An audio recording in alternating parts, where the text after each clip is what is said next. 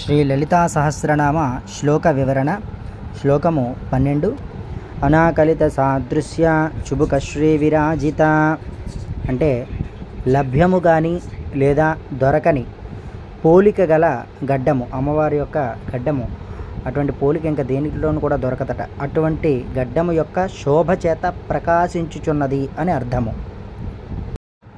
కామేశబద్ధ మాంగళ్య సూత్ర శోభిత కందర అంటే పరమశివుడి చేత కట్టబడిన మంగళసూత్రముచే పవిత్ర సౌందర్యముతో ప్రకాశించుచున్న మెడ కలిగినది అంటే కంఠము కలిగినది అని ఈ 12వ శ్లోకానికి అర్థము.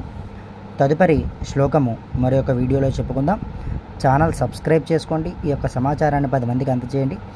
మరి ఒక వీడియోతో మీ ముందుకు వస్తాను. స్వస్తి.